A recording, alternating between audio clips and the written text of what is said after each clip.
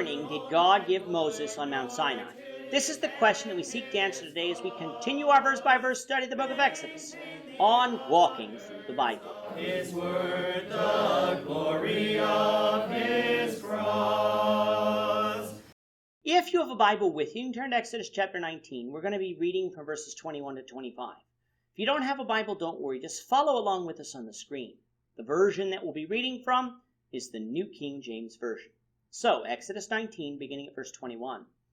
And the Lord said to Moses, Go down and warn the people, lest they break through to gaze at the Lord, and many of them perish.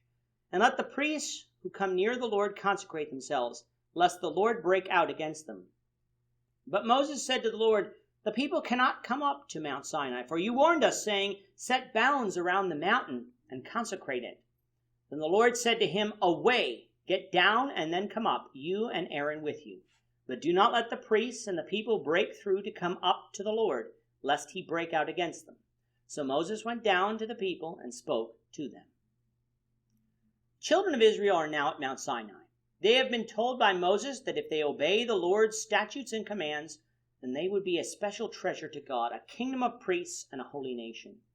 Israel agreed to this, an agreement they would break numerous times in the future, including with Jesus, the promised Messiah. The promise by God was not conditional on God's faithfulness, for God had already proven his faithfulness by bringing Israel out of Egypt. The promise was conditional on Israel's faithfulness. That is the issue that the people don't realize today. They think that Israel is God's chosen physical people today, but they are not, because they are in rebellion to God. They have not, on the whole, been faithful. They rejected the Messiah, the only way to salvation. God's chosen people today are a spiritual people, Christians, not a physical people, just as 1 Peter 2 verse 9 would say. In order to confirm that the words of Moses were in fact the words of God, God told Moses that he would speak directly to the children of Israel.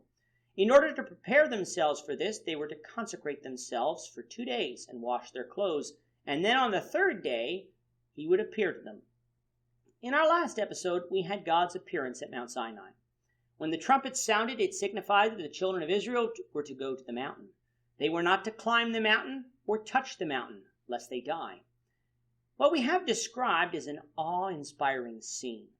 The entire mountain is covered in smoke because the Lord descended on it in fire. The mountain quaked and the people trembled. Moses speaks to God and God answers back. Up until this point, the people had been led by the pillar of cloud in the day and the pillar of fire by night. That would have been wondrous enough, but to hear the voice of God thundering down from Mount Sinai would have been an awe-inspiring thing to hear, although extremely terrifying. The Lord told Moses to come to him on the mountain, and Moses did as he was told. God then told Moses to go and warn the children of Israel not to break through the boundaries that were set at the base of the mountain so that they could see the Lord. They would die if they did so. He also told Moses that the priests who come before the Lord needed to consecrate themselves, lest the Lord kill them as well. Moses responds to God that the people could not come up onto Mount Sinai because the Lord had forbidden it. God knew better than Moses and told him to do as was commanded. If you recall from chapter 16, Moses had told the children of Israel not to keep any manna until morning, yet some of the children of Israel did so. He told them to collect double the amount of manna on the 6th day of the week and not to go out and collect on the 7th day, for it was day of rest. Yet some did not obey that command either. It is clear that God's commands needed to be reinforced among the people, so God wanted Moses to do so. That makes sense, for when Moses had given the command, God had not appeared to them yet. However, when he spoke to them, some of them might have been overcome with emotion and wanted to see God as well as hear him, and so would have forgotten the commands. God didn't want to have to smite down any among the people, so he wanted Israel warned again. He did, however, want Moses to come up to the mountain and Aaron along with him. The priests, though, were not allowed to accompany Moses and Aaron, lest they die. Who were these priests that God spoke of? Were they Levitical priests? No, God had not made the priesthood yet.